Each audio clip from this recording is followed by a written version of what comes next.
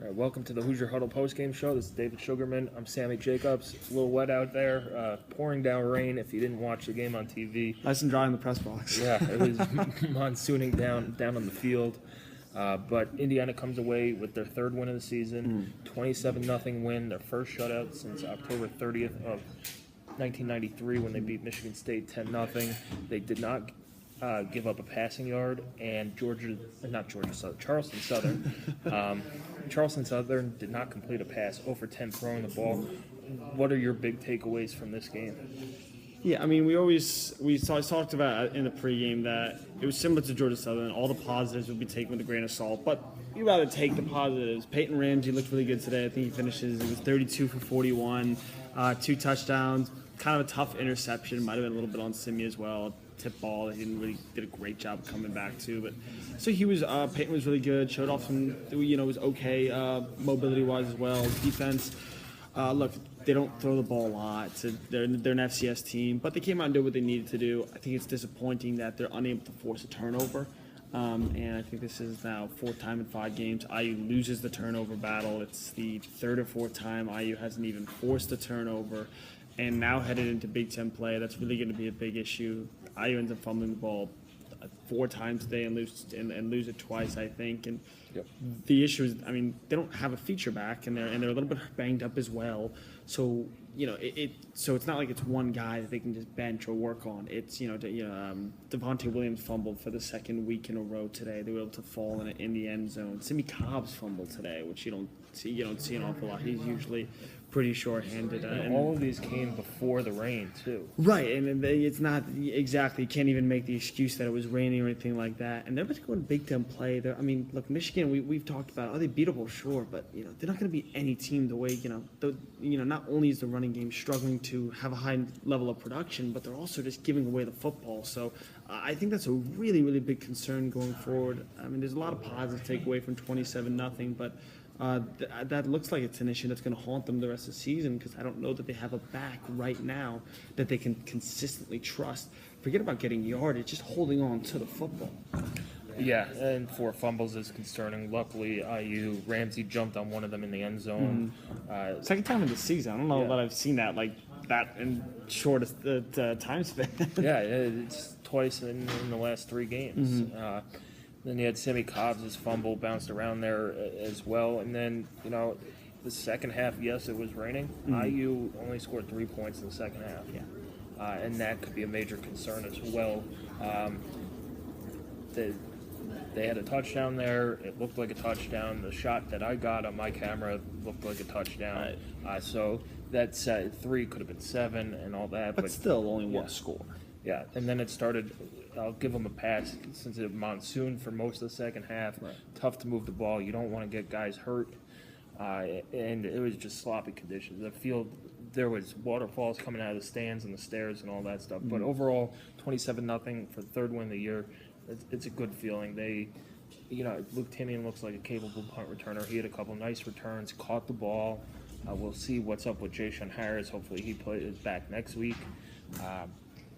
Cole Guest had a couple nice runs, and then they only ran the ball. They ran the ball 45 times for 157 yards, and I know a lot of people didn't expect them to throw the ball 41 times. It was really windy there all game, and it did affect the passes. Going into the wind, they got knocked down a little bit, but we'll see. Sammy Cobbs came back into play with 10 catches today, which is his first actual real good game since Virginia. He had a touchdown last week, but they haven't featured him as much since that Ohio State win, or the Ohio State game. And that's good to see him get back into the offense too. Yeah, Cobbs was really back in full form, other than the fumble, which obviously wasn't good. And it was in the red zone as well. That obviously wasn't good. And he owned up to it. We just talked to him in the post-game the press conference, and he said, I didn't tuck it. It was bad fundamentals. I think he called himself sloppy, and he didn't put up an excuse for it. And like I said, it was early in the game. It wasn't raining. But also, a lot of credit for Tazier Mack. He goes for over 100 yards today, 2 touchdowns. 111. And he showed some great speed as well. There was a play in the second half. He caught, I think it was either a curl or maybe it was a deep comeback route to the outside. and he caught it, and the defender missed the tackle. I mean, he was in the end zone in a blink from maybe about 35, 40 yards out. It was really, really nice. Just the speed on him, and with Nick Westbrook gone, he was one of the guys named by Richard Lago at the time. I think Tom Allen said it as well, that they really want him to step up. And this was his really first big game that we saw. He's going to go for over 100 yards versus most Big Ten opponents. Probably not, but they know they've got a legit weapon in him now. And I think they also got, which is that type of speed, I wouldn't be surprised if they just look for him on crawl routes and maybe some screen. Just get it in that guys that hands and see what he can do with it. I think Tazier Mack a lot to really be happy about today. Like I said, 2 touchdowns, over 100 yards, and he's going to be a big piece of this offense going forward. I think he also talked about he has a really good relationship with Peyton Ramsey. They were working together over the offseason when they were both not really sure about what their playing time would be. They were sort of ready for this moment. They were they were prepared for the opportunity, and they looked really good and really in sync together today. They did. IU uses, I think, almost 9 receivers. Caught balls today. Wap Fillier played his role as expanding type. Freifogel made a catch as well. Ryan Watercutter got in there, and Ricky Brookins got in for some big snaps. He's becoming a piece after last week at Penn State, scoring his first career touchdown. The running back wasn't fumbled, I think, or at least the running back with significant snaps. Has Cole Guest fumbled yet? I don't think so, actually. No, I don't think so either. But Cole Guest was, I thought he ran the ball well, and Ricky Brookins seems to be that trusted guy on these screen passes who could give you 5 or 6 yards to get that tough first down, which they needed. But I do want to give credit to the fans who stayed throughout that rain. It was insane. I think one of the Charleston Southern coaches came over to the student section and was high-fiving our students, saying that they were hardcore there in the front row. So good for them. Good for them for staying and right on. This was a better crowd than I expected today. Yeah, I mean, credit to really any IU fans who came and stayed for even more than a half. I mean, obviously, it's no secret the IU attendance is struggled at times, but this was sort of just ironic because of the rain. So, but no pun intended, a perfect storm of just awful things for the crowd. It's a makeup game. It's an FCS opponent. It's fall break, so a lot of people went home for the weekend. And of course, yes, the rain. A lot of people wanted to stay away from that. There was a moment where we thought, IU might get away with, not having to deal with it. So credit to really anyone who came, anyone who stayed for a long time, and like you said, it was really something out there, and the press box was much more comfortable than usual. But going back to the defense now, just looking at the stats, 10 tackles for a loss. Charleston Southern only ran, I think, 45 plays, maybe 55 plays. So tackle numbers weren't that big, but 10 tackles for a loss, about 20% of their offense went for losses. That's huge for this defense. And and another thing Tom Allen said at the press conference, they came out of the game clean. No injuries, which I think is huge. Yeah, and going back to the defense for a second, on third down, I don't know, I'm looking at what Charleston Southern finished. It wasn't good, and there were a lot of third and shorts as well.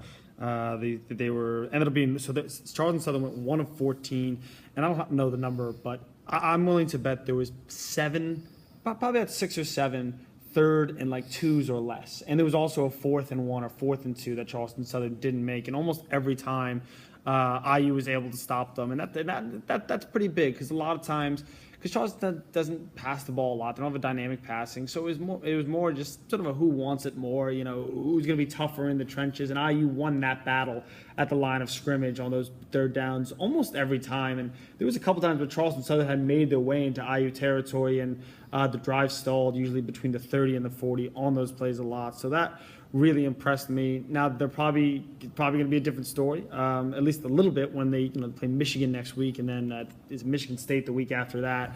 But I was really impressed by that. I think the defensive line, which took a lot of criticism, rightfully so, in that first week, has been a lot better. They don't have a ton of sacks. Partly, I think, that they played now 2 triple option teams that don't pass the ball an awful lot. but they got the 10 tackles for a loss today. They've gotten in the backfield. They've done a really good job without really a signature pass rusher on the front four. Really their best pass rusher, probably Tigre Scales at linebacker. Yeah, and they did have 3 sacks today, so it is tough against these triple option teams, and that's why you take all these stats with a grain of salt. Right. IU's passing stats are going to skyrocket now since they gave up 0 yards this game, and they played Georgia Southern a couple weeks ago and all that stuff. But overall, a win is a win, no matter who it's against. It's a game that they needed to win because they had lost to FIU, and you didn't want to schedule a game that you're going to lose. So 3-2 heading into Michigan. It's going to be a whole different animal next week for homecoming at noon, and we'll see what this Hoosier team is made out of. Can these guys come back healthy who are injured and help this team hopefully break through against Michigan? Yeah, you don't want to look ahead too much past Michigan, but like you said, they're 3-2 with probably 4 to 5 winnable games on the schedule. That last 3 game stretch of I don't know the order, but like Illinois, Rutgers, Purdue. That might have been it actually. You got Michigan State and Maryland, both on the road, both very winnable. And Michigan, they've shown chinks in the armor. I think that's going to be a difficult game for Indiana, but it's not the same Michigan team it's been the last couple of years. So IU's put themselves in a very good spot, I think.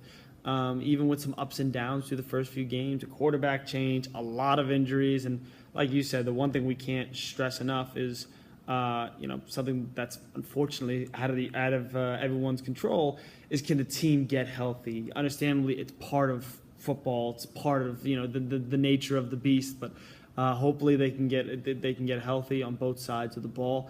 And they got a really good chance to get back to a third straight bowl. At the end of the day, 3-2. This is probably where they would have signed up for 5 games into the season.